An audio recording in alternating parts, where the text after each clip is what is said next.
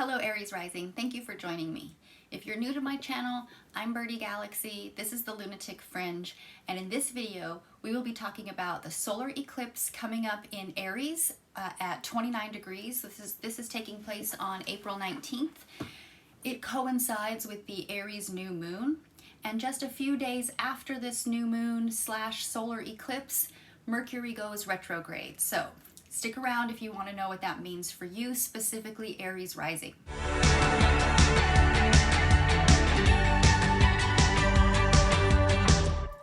Now let's start with the solar eclipse and new moon in Aries. This is happening in your first house, Aries rising. Your first house is Aries. Aries is associated with passion, courage, and new beginnings. And while it's in your first house, this represents the self or our identity and how we present ourselves into the world. So when these energies combine of the sun and the moon having an eclipse in your first house, you can expect a powerful surge of confidence, ambition, and self-assuredness. This is a time to take risks, to follow your dreams, and to pursue your goals with fierce determination, Aries. You already have that naturally, so really tap into that natural raw energy that you have. This is a good time to take a moment to reflect on what you want to achieve, set some clear intentions for your future, and trust in your own abilities to make your dreams a reality, Aries. Just know that you have the strength, you have the courage, and you have the passion to take on whatever challenges this eclipse can bring to your self-identity and to your perspective out into the world. Now, just a few days after this solar eclipse and new moon, Mercury goes retrograde. Now, Mercury goes retrograde a couple of times a year. It generally lasts between 2 to 3 weeks. So in this instance, Mercury, or the magician, or the energy of magic, creation, manifestation, and action, is in Taurus, just right next door. Taurus is your second house. This is the house of finances and resources. So Mercury in this house has already taken this journey through the second house, and it's already been at this point. So you've already experienced what this is bringing for you.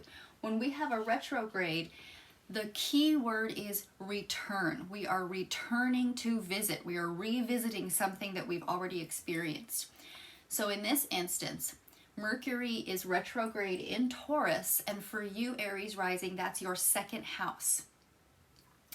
The second house is associated with personal finances, with values, your self-worth, and your possessions. This is the house of where you can find how well you take care of yourself, or your self-sufficiency. So during this period of Mercury retrograde in your second house, you may experience some temporary financial setbacks or temporary misunderstandings related to your income or your possessions. You may also find yourself reevaluating your values or how you spend your money at this time. This is an excellent time, Aries, for you to sit down and work on some financial planning and financial budgeting. Use this time to review your financial goals, create a budget, assess your current spending habits, make a list of what you truly value in your life, and adjust your spending habits accordingly. This Mercury retrograde lasts 23 days. So remember that during this time period, Taurus, the energy that this Mercury retrograde is taking place in, Taurus is a practical and grounded sign. So use this time to approach your finances with that practical and realistic attitude. By the end of this Mercury retrograde period, you should have a clearer understanding of your values, of your financial goals, and how to achieve them. And remember, this is a retrograde, so you've already been here. You've already had moments where you've had to deal with this, and now you're returning to deal with it again. So just know that you have the power to manage your finances effectively and to live in a financially stable situation. You just have to put in the effort, Put in the work. Make sure that you are clear and concise in all of your communications right now, Aries, particularly when it comes to your money, possessions, finances. Don't sign any contracts or make any permanent decisions until after this retrograde ends, which will be May 15th.